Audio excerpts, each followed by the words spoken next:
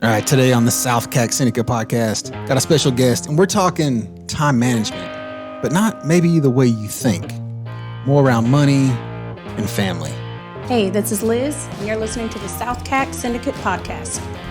Welcome back to the SouthCack Syndicate podcast. Today, don't have Jared in the house, so I did the next best thing. Actually, it may have been the best thing. I don't know. We'll find out. I brought in, a two-time repeat guest. Yeah. This is going to be 3 times on the podcast, right? I think it's definitely a first. 'Cause I don't even think we've had anybody twice.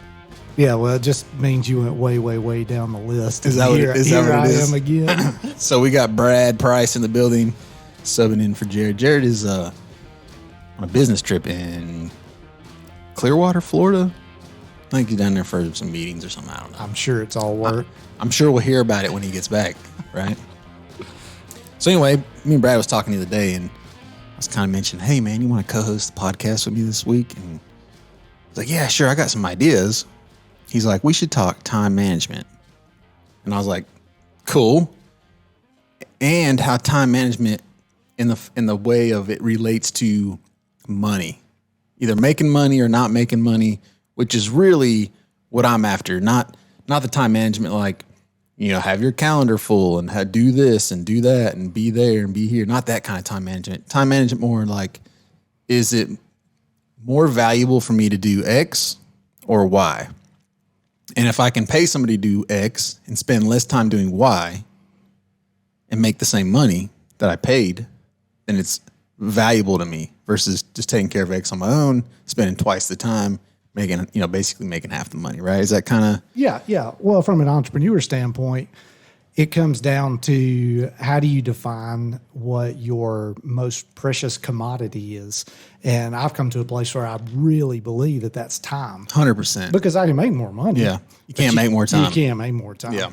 So if you're spending more time managing your money than you are managing your time, you're doing yourself an injustice. Yeah, I think... I really honestly think the secret to success is not trading time for money unless it's someone else's time. Yeah, I agree with that. So that's the secret is quit trading your time for money. Either build something digitally or whatever that can work for you when you're not working, or like most people do it, you hire people, you sell their time at a premium. You get a premium of what they do.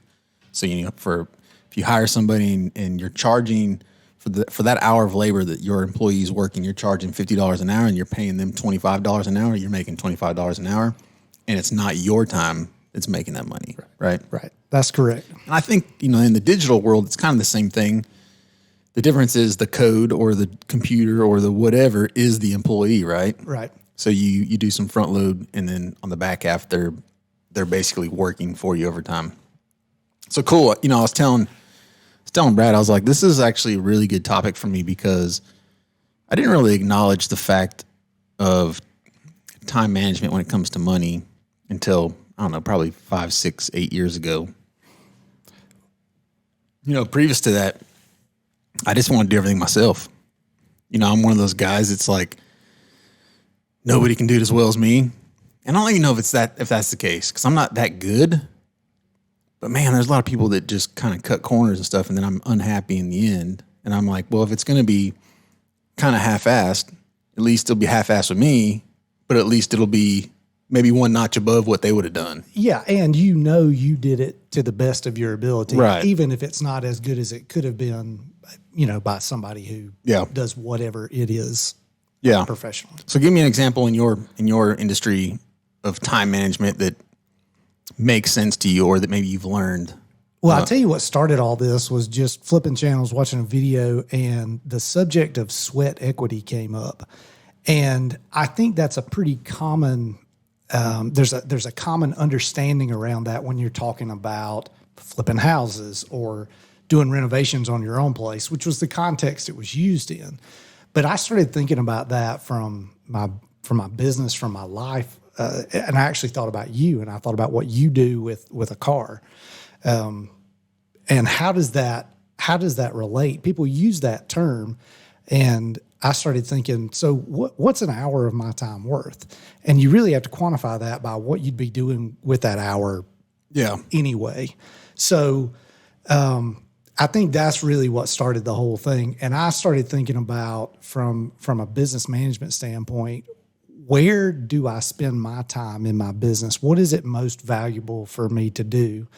And what is it not? Yeah. And at the end of the day, I've kind of resigned myself to this phrase: I'm going to do what only I can do. And if I can find somebody that can do it as good or better, then that's what I'm going to do. Yeah. It's a better use of my time to manage people. I'm an opportunist. I'm good at creating opportunities. I'm good at identifying people with skills and putting them in a place. Finding needs and then finding the Yeah. people to kind of source the people that can meet those needs, I guess, is where you're talented. Right. And of course that started in the church world way back when and still applies, but I've also begun to apply some of those things to business. Yeah. And same kind of thing. See a young kid with tons of talent who probably could do it on his own, but just doesn't have the means for startup and process to get there, then I'm willing to invest in that guy and give him a chance to do it. Yeah. And at the end of the day, this goes back to the original subject. So at that point, I may put myself in a position where I can make, I'm just going to throw out some numbers, an average of $10 an hour to do nothing, as opposed to making, $75 an hour for me to actually be doing. Spend that hour. That's Yeah. right. That's you right. spending that hour to do something. Yeah. Yeah. And the thing is, too, is I want people to kind of wrap your head around is, you think on the surface level, you're like, well, $10 an hour versus $75 an hour, man, that's a huge gap there. But if you say you hire 10 people and they're all making you $10 an hour, now you're at $100 an hour versus, and you don't even have to be there. You just got to manage. You just got to manage 10 people. You got to manage the 10 people, Yeah. which can be a job. Right. And I guess in a perfect world too, that gap wouldn't be that big. So what you would do for an hour at $75 an hour, they wouldn't be making you 10 more. They'd be making you more like, say, 50. Right. Well, Or say you split it with them, you're making 35. So it's not 10. So the amount of people you'd have to hire wouldn't have to be 10 people to kind of combat what you would do in an hour. It'd only be like 3. Right. So now you're only managing 3 people. right. And if you kind of X out all of the other costs and we're only talking about labor cost, hourly cost, that kind of thing, you take out trucks and tractors and Yeah. materials and all of that. Insurance and all then insurance, all that stuff. For me, I think I got to a point where I was doing a lot of things and I can do a lot of things pretty well. But I realized that when I don't have margin in time to process, I tend to make poor decisions. Yeah.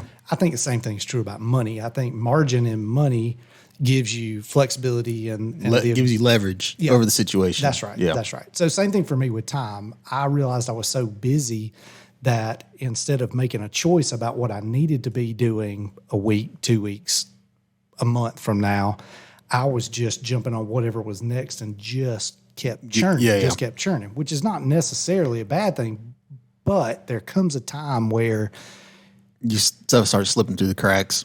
or you decide that it's not just about being busy and it's about being profitable. Yeah, And for productive. me, Yeah. that was a really big thing. I can do a lot of things. I can keep the wheel churning. I can make it happen. But at the end of the day, am I being the most productive or ultimately the most profitable that I can be? And the answer to that was probably not, because I wasn't even thinking about 2 weeks, 3 weeks, a month You from had now. so much going on at that particular time. Yeah. Yeah, and there's a lot to be said too for burnout and all the other things associated with just churning nonstop, right? Yeah. You need some time to kind of figure out what's going on. Because what happens too is, when you get back to the whole busy part, a lot of people work to work. Yes. I've heard that saying a bunch of times in the corporate world, work to work. You feel like if you're working, you're busy. It's always amazing though how you always get done exactly at 5 o'clock what you needed to get done that day. Or it took you exactly 40 hours to do all the things you need to do that week, which tells you that you're not actually doing things. You're just work to work. Like you're just churning that 8 hours because that's what you're supposed to do. Yeah, and we're kind of trying, I think, to define the line between someone who, and there's nothing wrong with either one of these things. Okay? Yeah. I'm not saying one's good or one's bad, but there definitely is defining line between someone who punches a clock, who has to go in at a certain time and leave at a certain time, versus someone who is basically everything that they do is either profitable or not profitable. Yeah, and you need both in this world. You have to have both. Right. You couldn't have one or the other, otherwise it would never work. Yeah, I mean, if everybody had the same mindset, and you could apply that to anything, if everybody Yeah. had the same mindset, the world just wouldn't work. So both are beneficial. So let's talk just for a second about this idea of sweat equity, and we'll talk about the application of that in something we're neither one involved in. And then Okay. I want to ask you a couple of questions All right. about how you view sweat equity. Okay, all right. So let's take flipping a house, for instance. Okay. So you buy a house, X number of dollars, you have a budget of a certain amount you're going to put back into it, and then you have this target goal at the end of that you're going to sell it for. Well, the gap between those two things is labor, and you either have to pay for that labor or you have to do it yourself. Right. So at the end of the day, is there value in sweat equity? The answer to that question, I think, is yes. Yeah. Now, how efficient you are at that process really determines the value of those hours that you spent. Now, I will tell you this is kind of a caveat before we move on, because I actually went through this exact process about 2 years ago. It wasn't on a house, but it was on a piece of property that I bought that needed some work. Right. And I did about half sweat equity, half hired it out. And in that process, what I figured out was the value for the sweat equity for me wasn't the money that I was saving. It was the knowing all the inner workings of the building. And, if this hose bust, where's it at? If that thing, where does that wire go if it gets cut? Like, I know all that stuff now. Right. Right. Where I'd have to kind of figure that out. It's like back to your first podcast you were on, the cost of education. Yes. Right. So, The cost of education in everything that you do. so the way I looked at it was I wasn't necessarily saving myself a bunch of money by doing the work myself, because it was kind of a pain in the butt, to be honest with you. And I think as I went, I actually hired more and more of it out. But I think I feel like I had an idea of the inner workings of the building at that point. And I knew what I wanted. I already kind of done some of the stuff myself. And I was like, all right, I can let these guys finish it. I'll just pay them to do it instead of me hanging sheetrock, right? But I feel like that's where the value is for me on something like that was not that because I was probably working for what I was saving. It wasn't worth my time. Right. But the things I learned about that building in the process was the valuable piece. All right. So would that help you in the future? Like, would you make a different decision, or do you think you'd be more efficient if you went to do another commercial? I'd probably do something very similar, maybe not as much work. But see, I also know what it takes to do those things now. So when I go to hire that thing out the next time, I know how much labor it takes to do that. Yeah. So I know what a good quote is or a bad quote. I feel like that's part of it too. I didn't really do a ton of labor work. I mean, I did a bunch of wiring, hung some lights, did some demolition, stuff like that. But, like I said, I learned myself what was behind those walls. I could see what was needed, what was bad. If you hire somebody, you don't know, if they go in there and do some wiring and then they put the sheetrock up, you don't know what's back there. Right. You don't know if they did a good job, bad job, where stuff went, if you wanted to change something. I actually moved some lights around in there and some switches and stuff like that. So I feel like I know everything about the building, even though now I didn't actually put up the walls or do this or do that. When something happens, when the tenant calls me and says, hey, this is not working, I can say, oh, I know exactly where that goes back to, or I know how that works, or if they ask me about something, I'll be like, oh, that's not even used anymore. Right. So I think I would do it kind of the same way. I like knowing versus just having a contractor come in there and knock it all out. Because then you don't know down the road, you get a call. And unless you do a lot of buildings and you're really tight with your contractor. Right. And then you can just say, if you were my contractor and as good of friends as we are, if you did all my work for me, if something happened in the building, I'm like, Brad, this thing happened. You can come down and be like, oh yeah, this is how it works. Right. And so then I don't need to learn that myself. And that's the benefit of, that's the benefit of relationship in the business world. Yeah, that's the key, really. yeah, if you're shopping and money is the most important thing, the cheapest job is not always the best job. Yeah. And developing a relationship with somebody is worth more than 100%. Somebody you can whatever count on. dollars. Yeah. Exactly. You can count on and you trust. That's the biggest thing too, is when you first establish a relationship, whether it's a guy that does concrete, sheetrock, building building cars, whatever. Once you trust their work, that's a big thing. It's when you've never used them before and you don't know what you're going to get is where it really gets hairy. Right. You know? So I did this a couple of years ago too. Redid a couple of condos and You did a house. and flipped a house. Yeah. Kind of. It was a great learning experience. Kind of in what way? That you didn't make money? Because you flipped the house. We flipped the house Yeah. and was kind of square at the end of it, which was okay. It bought me some time. I learned some things. Just like you said, I realized that my time in doing sheetrock repair is not worth me hiring somebody to come do it. So about halfway through the process, I was like, this is crazy. Yeah, what am I doing here? Yeah, this is crazy because the cost of education on that job was literally going to cost me money out of my pocket at the end of it if I didn't figure something out. So, so made a shift and made some changes. Learned to do a little bit of sheetrock stuff, enough to know what I can do, and ultimately, which I think is the most important thing, I've realized where my defining line is on what I am not going to do. Sheetrock's like body work. Like anybody can spread Bondo and sand it. That's right. That doesn't mean it's going to look good when you're done though. That's exactly right. And I've seen good people do sheetrock and it not turn out great. So, you know, you got to be careful with that kind of stuff. Yeah, sheetrock's tough. I mean, if the studs are if the wall's wavy, it's wavy. That's right. You ain't fixing that with sheetrock. Nope. You know. Nope. It's it's their thing to kind of make the joints go away and that kind of stuff. But Yeah. So in that regard, if you're watching DIY TV or whatever it is, and they talk about sweat equity, then it comes back down to this: how do you quantify the value of that time? If you are flipping a house and you sell it at the end, you could take the time you had in it, divide it by the profit that you made. That tells you what your time's worth. So for me, I look at, let's just take my house for instance. I also believe this. I believe that everything, and I mean everything, is either getting better or it's getting worse. yeah, Okay. yeah, I don't believe anything stays the same. everything's in constant decay. Yep. Yeah. Constant decay. So people say your house is your biggest investment. Well, at the end of the day, it can be your biggest liability too. So when you look when you look at your house, you look at the things you need to do as far as maintenance and upkeep and those kind of things, then it can be your greatest asset. But we come back to this time management thing, and how do you quantify that?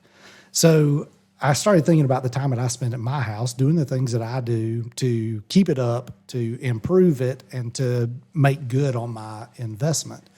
And I'm on a landscape and grading company, so it's really easy for me to look at stuff that I need to do in my yard. Get out in the yard, and go, okay, I saved my family X number of dollars for me doing this. Yeah. Well, then I have to go, okay, let me think about this for a second. Did I take an hour of my time that I could have been doing that for somebody else?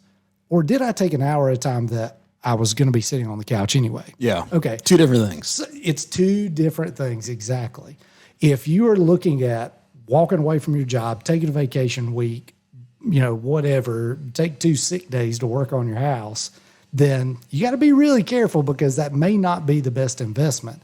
But if you're taking a day that you were going to, binge watch Netflix and you get up off the couch and you go do something productive at your house, well, then you went from zero, because that time was worth absolutely nothing. Yeah. Absolutely nothing, to now you've added some value to it. Now you're investing in your asset. Washing your car is the same way. The little red car I've got, okay, fun to drive, but you really have to spend more time cleaning it than you it's do. It's like an airplane. Yeah. It's kind of like you got some maintenance every time you take it out. That's exactly right. And if you neglect that stuff, well, then the value of your asset just, it just tanks over time. Yeah, or it just leaves you stuck somewhere. Exactly. So, using your time and looking at, okay, am I investing quality time in this product that I have, whether it's my house, a vehicle, a boat. A boat's another one that'll just eat time I know. I'm up. going through the boat now. We pulled our boat out, and I neglected it for so long this is the year where it's like, okay, the seat's got to be redone. And I told Heather, I'm like, let's sell it. I'm like, well, we can't sell it the way it is. Nobody's going to buy it. I mean, I guess we could probably pretty much give it away or sell it for really cheap. You may be surprised. But it's like either I'm going to spend $3,000, redo the seats. And then I'm like, I think I want to keep it now. Or, the $3,000 that I spend on it would hopefully be a wash for what we sell it for versus what we'd sell it for now type of deal. But I'm right there with the boat. A boat is, everybody talks about the boat's the worst investment. And it really is because, for one, they're in constant decay. If it's a fiberglass boat, the fiberglass has a lifespan on it. If it's a pontoon, which is what we got, the vinyl is going to go away. Now, the better you take care of it, the better it's going to last, but it's still not going to last forever. Yeah. I mean, it's in the sun. You're on the lake.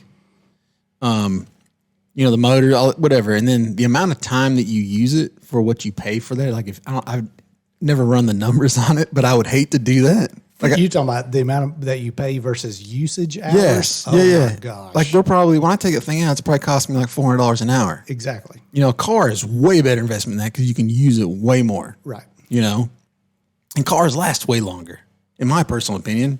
I mean, you never see any really old boats still around. Unless they're totally redone. Yeah. And then somebody did it for a novelty. I mean, exactly. At that point, it's like old cars. It's to have an old car that looks but like you don't have old boats like that. Not like that. Not a lot of them. No, I mean, nobody's like, oh, this is a 1969. I mean, you have the old wooden ones, the old wooden boats. That's the only ones you ever see that are redone. Yeah, by the time you get like the mid to late 70s, nobody's getting a tri-hull Glastron with a 75 Johnson. No, that thing's sitting redoing it like brand new. It's sitting in some field right now with hay growing around it. You don't have like what year is your car? 92? Guaranteed. Well, not guaranteed, but there's probably nobody that's redone a 92 Tri-Tune. Absolutely not. If they're out there on the lake, they look like they're a 92. You know what I'm saying? It's not like a fully refurbished, nice. It's not like your car. Right. So then somebody has made that decision, just like what we're talking about. Okay, they decided, all right, I've got this asset that's declining rapidly, and the investment of my sweat equity is just really not worth it. So I'm gonna ride the donkey till it breaks. Yeah. And that's what boats are. Yeah.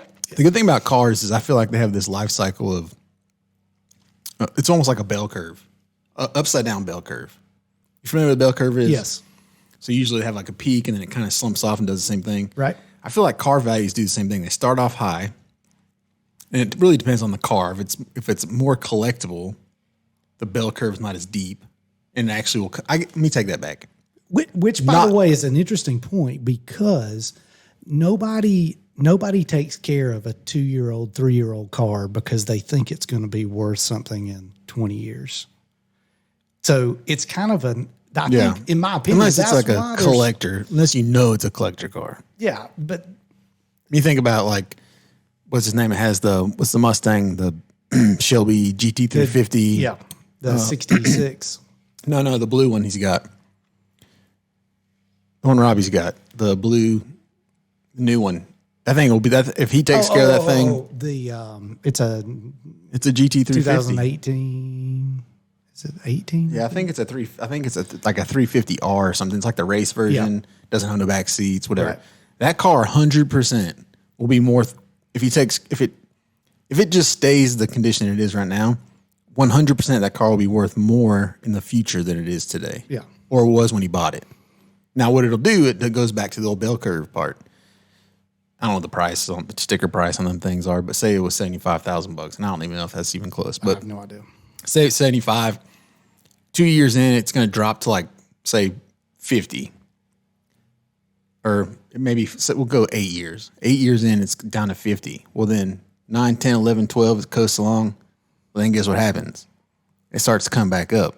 Right. And you can't find them no more when they're harder to get. And that thing will continually go up until people aren't interested anymore, which will be a long time. People buy Model A still. That's correct. And they're over 100 years old. They're still really popular. I think a 32 Ford coupe is like the most popular. If you can find one, it's worth a ton of money. You just can't find them. I mean, just a shell of a body is worth $40,000. Yeah, and everything you find is not in good shape. Yeah. I mean, it's a project. So then it goes back to this idea of investment of time. How do you make that determination? How do you decide where to put your value? Those kind of things. So talk about when you look at a project, and we'll just take the Bibster, for instance. So you look at a project like the Bibster, and you, even though the Bibster is not your business, it is part of it. So at the end of the day, everything's said and done. And I know you've done this a couple of times with vehicles over the years where you use it on the podcast or use it on your YouTube channel as, part of the channel. Right. And then you turn around and you end up selling a vehicle. How do you quantify that? So, I kind of think of it, the easiest way, there's two ways I do it. I think about it. And it really depends on the vehicle or what I'm doing. I almost think of it as, in business terms, it's just the cost of doing business. So in business terms, a Traco would be the same thing for you. Like when you buy a Traco, you know that thing is going to make you more money in the time that it's used. And then in the end, you might flip it for maybe a little less, but it doesn't matter because it made you so much time in the time you used it, and then you buy a new one, right? Or whatever, you name the equipment. I almost look at the vehicles like that. I kind of use them for the content, which is the billable hours is kind of the way you look at it. Yep. On the equipment. And then when I sell it, I'm just kind of recouping some money to move on to the next project. The idea for me is not to necessarily make some money on the flip itself, more on, okay, this piece of equipment is going to allow me to make X amount of content, or in your eyes, would be billable hours. Right. Like my content is billable hours. The difference for me though is that I don't know exactly what I'm going to make. Like for you, you can say, I'll do this drainage ditch. We're going to do this, that, and everything. It's going to cost you this much. And you know how long it's going to take you to do that, and then the price that you charge is going to be worth it for you.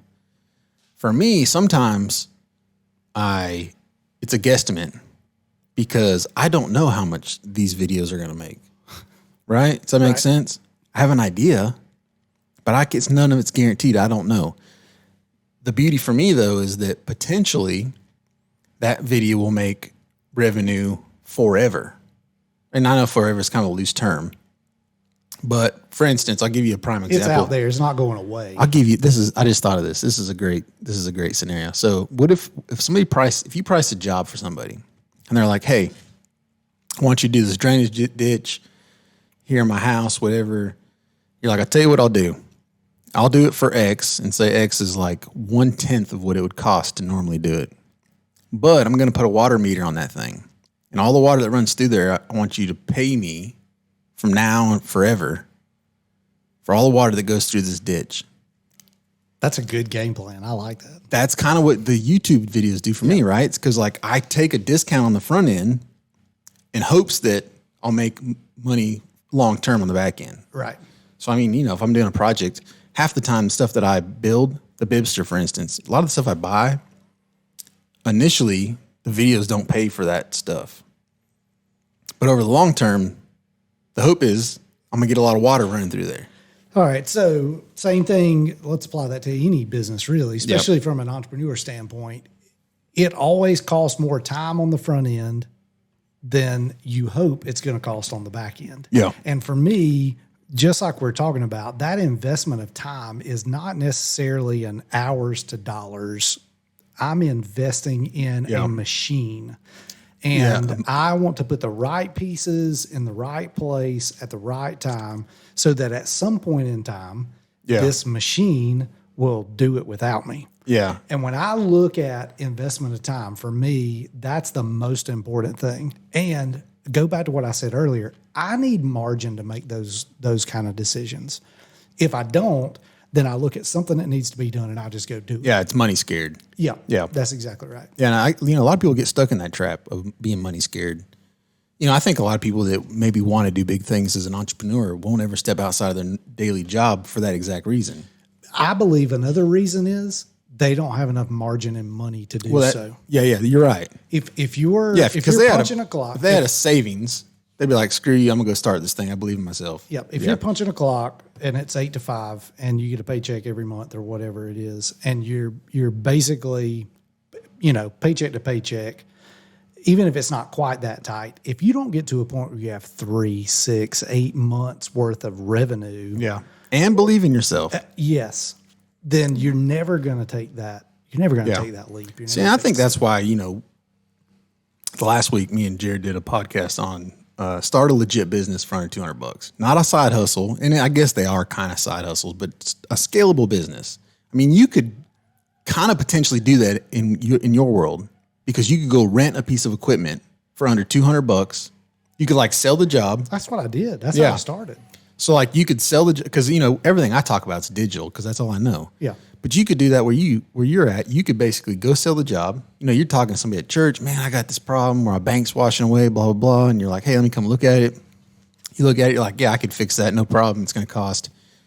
We're going to bring in some rock. We're going to do this. It's going to cost about $15,000.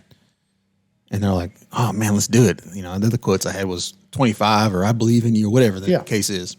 You're like, cool. Give me half down. Yep. Give me $7,000. You go rent the equipment from your local. I guess you have to know how to operate it. That's the one key thing, right? Yeah, you definitely do need to know that. And then you just take those profits and move on. And technically that could be a side hustle because it could be like a Saturday deal. You could be working all week. And if you have any kind of knowledge around what you do, you'd be like, yeah, I could do that on a Saturday, Sunday type of deal. Which that's really how I made that turn. I went from being a grass cutting company to, people who we couldn't cut their grass because they have water issues. Well, I just said, I can fix this. Physics really clicked with me. Probability and statistics did too. Yeah. So those things just kind of, for whatever reason, they look like colors. You can see it. It's simple to me. So I did the same thing where, okay, you've got this water issue. You can fix this water issue. And then I got to a point where, renting kind of started eating up profit. As a matter of fact, I basically was just booking time doing that kind of work, just like I was cutting grass. And when I really made the switch is when I, went and bought that first piece of equipment, really the first two pieces of equipment. My payments can be way less than my rental cost. Way less, way less. But at that point, I had done enough that I was like, okay. You're confident. This is gonna happen.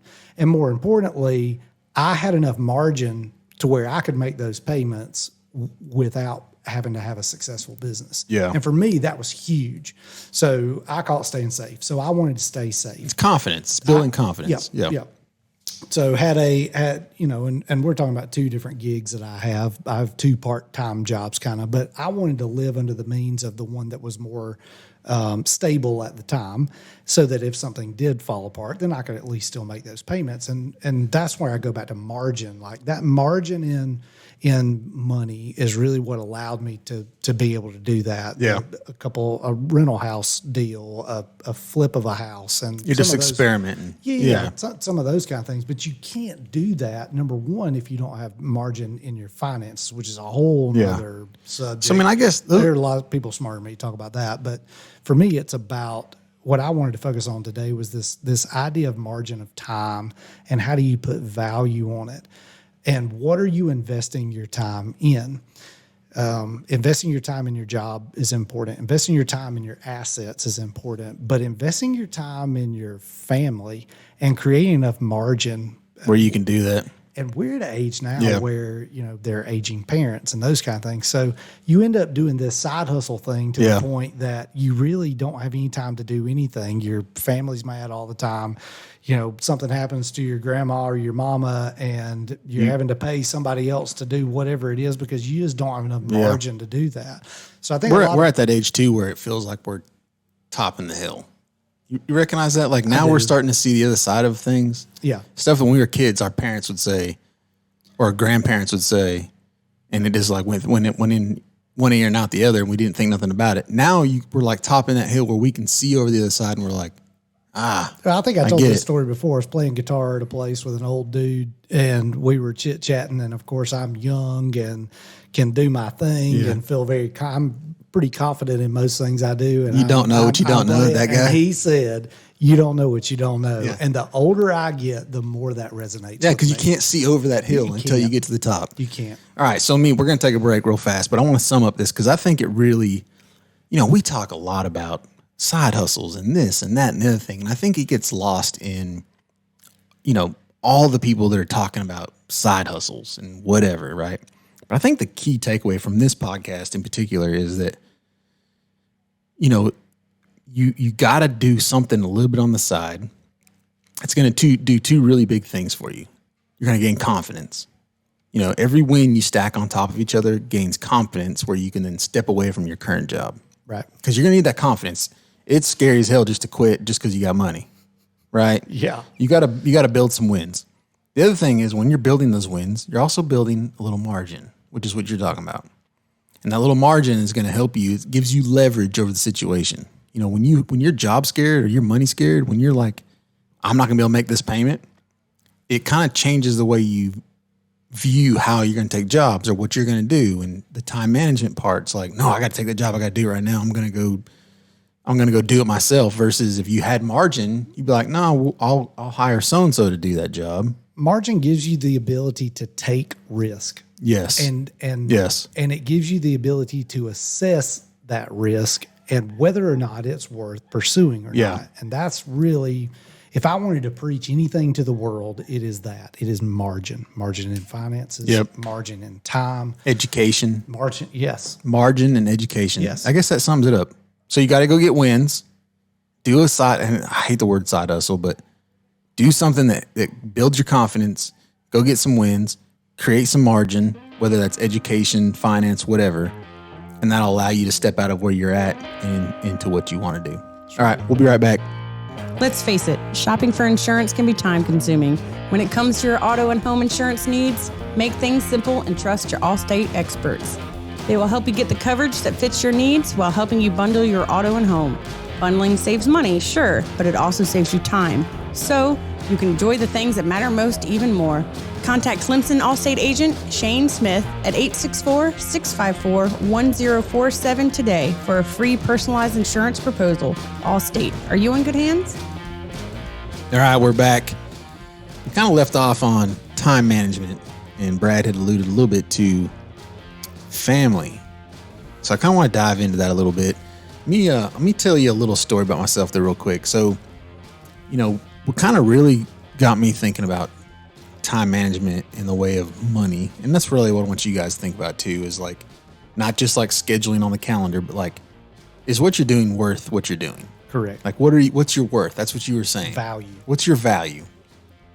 So one of the things I think one of the biggest issues I have personally is that I like to do a lot of stuff myself. I'm just that guy. Like I want to do it all myself. I'm cheap.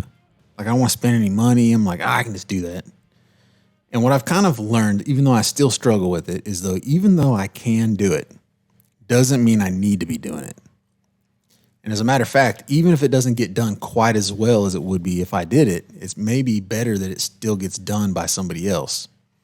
And I was telling Brad off the podcast that I've struggled with this for years because, there was a time where I got to where I would evaluate what I was spending on something to be done.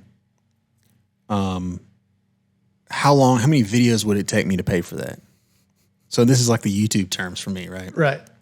So the way I would look at it is like, I don't know, I needed a roof put on my house. And, I don't know, because I wouldn't do a roof. I don't know, trying to think of something I would do myself. Some landscaping would probably be a prime example. I just need some borders put in or whatever. And I get a quote and it was like, $1,500, let's say. I'm like, man, I could spend, 6 hours, 8 hours plus materials to do that. Would it be better for me to do that or to go in the shop and make a couple videos? They could then make me the same $1,500 that it would cost me to have that done. And those videos that I would make that would make me the $1,500 also would live forever and potentially make me more. It goes back to your brand. It helps grow your brand. Goes back to that potential. For me, it's potential. Like not all videos do well, but some do really well. And so it's like you want the potential of that to work. So I could spend my time to do some edging around my house with no potential other than me being satisfied with how it looks when it's done. Right. Right. or give $1,500 to somebody else and me going to shop and do some work that can maybe I know if I made 5 videos, 4 videos, whatever, it'd make me $1,000. All right. So it's not the $1,500, but it has unlimited potential long term to then maybe surpass that $1,500 mark. All right. We talked about family a little bit. So let's throw this into the equation. Let's say you could spend that 8 hours or 10 hours with Heather. Yeah. Doing the project together. Well, and at the end of the day, you both walk, every time you drive in the driveway, it brings up these, So this goes back to what that's a different perspective. It kind of goes back to the whole doing like the shop myself. Like it wasn't worth it money wise, but the things that I learned in that scenario were worth it, which that's the same deal with Heather. The time that I spent with her doing it would be worth it to me, even though there's not a dollar value on that time, right? Right. And I think I bring that up because I want to talk about family a little bit. I want to talk about this team environment and making sure that you're not trying to be the Lone Ranger for your family, but you're leading your family through a process. Yeah. And everybody needs to be on board. I couldn't be where I am today if my wife had not worked very, very hard. As a matter of fact, early in my church career, and even later in my church career, she has always made more money than me. And, there were times that I struggled with that. But she knew that she was a part of what I was doing. Yeah. Like that was part of it. And if you're somebody out there and you're, punching a clock 8 to 5 and you're looking to start a side hustle and you're looking to, maybe do something for yourself or your family, I encourage you to create some opportunities to talk about that at home and to get your wife involved. And for her to be a part of that, because at the end of the day, if you're going to create margin in your time, your family needs to create margin in your finances for you to be able to do that. And if you can, come up with this plan that you agree on, this thing that you both agree on that you're good at, and you also have both of you that are willing to put a timeline to it and say, okay, I'm willing to do this so that you can do this. Yeah. That ultimately we can get to this spot. Yeah. And if you create margin in your finances and your time, guess what? It's going to give you a lot more time to spend with your family. Yeah. Yeah. Right? In the end. Now, the key to that, though, it's kind of the whole retirement thing. It's like you work your entire life till you're 65. Now, like I think it'll be 70 before long. You won't be able to, do you work that entire time then to only enjoy the latter years of your life? No, you want to do that early and as fast as you can, right? Like you're talking about, you want to build margin and leverage early, so then you can spend time with your family while you're young enough to travel and do all the things. Yeah, I have no desire to hike Mount Everest. Okay, just don't. Yeah, I guess it'd be cool to say I did that, but I really have no desire to do that. But if my lifelong dream were to do that, the idea of working until I could retire to go do that would be ridiculous. Yeah, because you'd be out of shape. All the things. You couldn't do it. And same thing with your family. Like, when I talk about creating margin in time, one of the things you have to be careful of, just like I talked about, are you taking time away from your job to work on this remodel, or are you taking time off the couch? You have to make sure that you are managing this well, because when I talk about margin in time, you can't just take away family time and go do something else. Right. Because at the end of the day, that is a recipe for disaster. Yeah. For and I struggle with this. I'll be honest. I don't know that I neglect my family. But can we put it like this? I don't think I neglect my family time-wise. I think I neglect my family mentally, though. So the things that are running through my brain 24 hours a day are like work and this and that, and usually has nothing to do with family. I try to make myself spend some time with them, but that's not mentally what's going on. Even when I'm with them, sometimes it's like all I'm thinking about is the next thing or what I got to do or, whatever. And so I struggle with it. It's a tough thing for me, but I get it. I understand that I need to figure that out. And I will tell you this too, and this goes back to the exact point that you've been making the whole time, is like, if I had more margin, It'd be easy for me to do. I didn't want to say it, but I'm just not quite as, I'm just not, and maybe my goals are too lofty. And see, for me, I get these reminders from my wife over time. Yeah.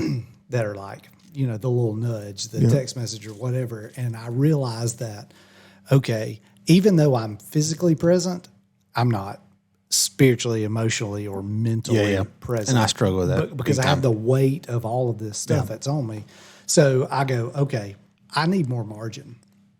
For me, that may mean that I need to sit on the couch instead of going and doing whatever I was talking about investing time in, because I need that mental wash. Yeah. I need to get to a point where I'm not thinking about everything so I can think about something. Yeah. And that's a good thing to do, because you got to clear the noise sometimes. To think clearly, you have to clear the noise. Yeah. And having a teammate, a helpmate through that. And, I think a lot of guys feel like, it's my responsibility to, number one, provide for my family, to make sure that if my wife wants to stay home, she can stay home, or what, I will tell you, ladies that are listening, if there's any of them out there, we're different animals, obviously. I mean, most people know that. But that's a heavy weight that most guys carry. Me personally, I do this. I mean, I'm like that. Like, to me, when things get slow or whatever, like, it instantly hits me like, I got to provide. I need to figure something else out. I got to figure the new thing out, or do this or more of that or whatever, right? And Heather's like, what are you doing? Yeah. Like, let's just cook some steaks and eat dinner, Yeah. At the end of the day, the hardest pill to swallow is your family just wants you. Exactly. And all I want to do is provide for them. But they would rather just have me. Yeah. They would rather have you. It's funny that you say that, because it's funny you say that, because we just talked about this today, and I'm like, I get that. I get that you just want me here, and we'll worry about that later. But I'm like, what if we wait? What if we would push that down the road too long, and then we can't, and then we're feeling the pain later on because whatever. Yeah, yeah. Well, and that's why I talk about margin. That's why I say margin is margin should be the goal. Yeah, and your time is your greatest resource. That you have. So you need to protect that. And by that, it comes down to your family management. And, do you decide to do something in the yard when you could be doing videos, but you're going to miss an opportunity to spend time with your family? And so anyway, all of that, I say all of that to say this. When you look at time management, when you look at managing the most precious resource you have, you don't want to neglect the reason that you're struggling with all this in the first place, which for most of us is our family. Time. Yeah, it's time. I want time with my family. I want them to have the stuff that we want to do to have fun. I want them to be able to have the things they want to have. But at the end of the day, if that becomes more important than time, then you've missed the boat. And there are a lot of guys who sit alone, lonely, because they had the best intentions on the front end. They got carried away. Yeah. And it comes down to more money will buy you time. More time can help you make money. It's the balance, right? It's because some people are like, oh, more money will give me time, but they make so much money and never spend the time. Or they focus on that so much that they have all of this time and nobody to enjoy it with. Yeah, you're right. Cool. This has been a good one. Appreciate you, Brad. Thanks for letting me sit in. I was like, I'm so used to saying Jared. Thanks, Brad, for coming and filling in for Mr. Jared. I'm sure Jared will be back next week. Jared, I hope you listen to this, and I hope you all are having a good time. He's going to be checking in on us. That's right. I appreciate it. See y'all. See you.